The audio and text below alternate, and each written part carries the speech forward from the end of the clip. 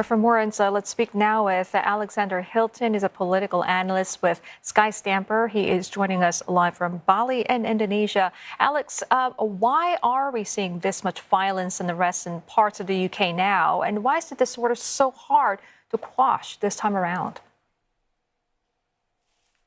Well, it's been brewing a long time.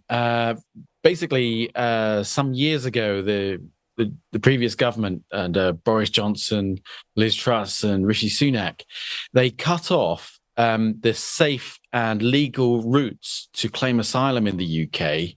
So it's really hard to find out what is the legal way to get to the UK if you want to seek asylum. And that triggered a wave of people arriving illegally on small boats across a 20-mile sea journey from France. And that reached up to numbers like 42,000 people a year. And all the time, the government was stoking this anti-migrant, anti-asylum seeker rhetoric, which ultimately led in the last general election, while it looks like a major UK Labour Party victory in the UK, a massive 14% of the population voted for a far-right extremist party led by Nigel Farage, who was very significant in the Brexit campaign. So years and years of politicians stoking this hate against immigrants is now having consequences. And this particular set of events, these riots across something like 25 towns and cities in the UK, has itself been triggered just by outright lies on social media. This isn't an organization that's rioting. This is just an upswelling of violence that people feel like they've got permission to execute because politicians have been saying what they're thinking for so long. So, Alex, which brings me to my question. I mean, I can understand, people from the far right behaving the way they have been, but I understand that the rioters and their motivations, aren't homogenous as well. You have the far right there, but you also have bored and apparently disruptive young people. And there is no link to the killings, of the young girls and the asylum seekers that were being housed at the two hotels that were attacked. Can you kind of explain how this all comes together? Is there any sense?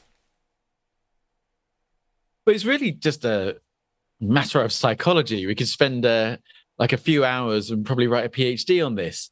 But basically, it just comes down to young people's brains. You're not really fully developed as a human being until you're in your well into your 20s, and basically. You think you're invincible in the center of the universe when you're young, and as you get deeper into your 20s, you start realizing there's more to life. There's community and society and family that all settles down in your brain, and basically. There's a whole range of people talking to young men in particular on social media that are telling them that their younger, immature self is okay. It's okay to be self-centered. It's okay to be impetuous and potentially violent. And all this sort of macho culture perpetuated by the likes of Andrew Tate and Jordan Peterson, it's complete nonsense because we all grow up over time. And yet these young men are being told it's okay to be what their immature self thinks they should have been. And Alex, but this is all about psychology, really. Indeed. And speaking of psychology, we were just talking about the misinformation and disinformation, how it played a significant part in the arrest. What's your assessment of the current measures and policies that are in place to prevent these extreme the groups from exploiting social media platforms to organize but also amplify their messages? Oh, absolutely. And it's not even just groups. Sometimes it's just very influential individuals. So Britain doesn't have the kind of anti-disinformation laws or even anti-public protest laws that Singapore has, or the restrictions. And Britain's really kind of reveled in its free speech culture for hundreds of years. So if you look at this rioting, we're talking about a lot of rioters. They're not really connected. They're not really organized. But if this extends for any period of time, you're then looking at the communities that feel threatened organizing themselves. And then that escalates the situation. You end up with rival gangs and things getting even more violent. So the government really does have to deal with this very quickly.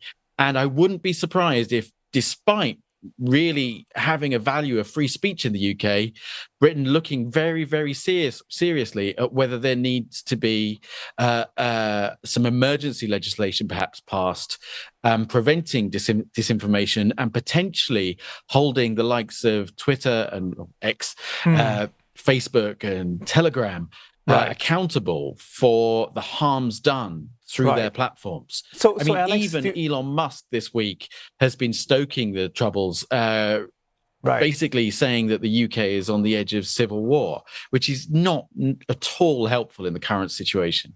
So is it your position, Alex, that, you know, a comprehensive counter disinformation strategy and a social media plan is going to be far more effective than that standing army of specialist police officers that the Prime Minister has talked about, Keir Starmer? I mean, the standing army, you know, we haven't just magicked into out of thin air 10,000 police officers. What they've done, I imagine, is just cancelled some leave and put some budget into some overtime. These are just regular police officers. You know, there are police officers who have particular training in this field, but anyone who has training in this field, I suspect, has just had to cancel their holiday or they're being paid for some extra overtime. But we're looking at a country that just a few weeks ago we were being told there's only 1,000 prison places left open because the previous government kept on making more things illegal or having tougher sentences without building any more prisons.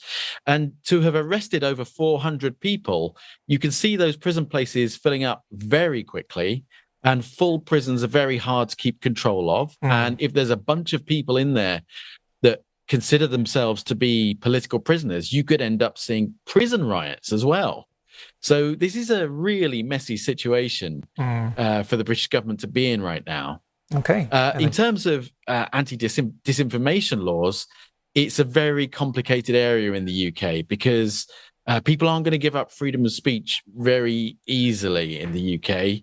But there has to be a difference between disinformation that is nonsense and disinformation that has actual real-world consequences of violence. Understood. Okay, Keir Starmer has some work to do on his hands. Thank you very much, Alex, for joining us this morning. Political analyst Alexander Hilton with Sky Stamper.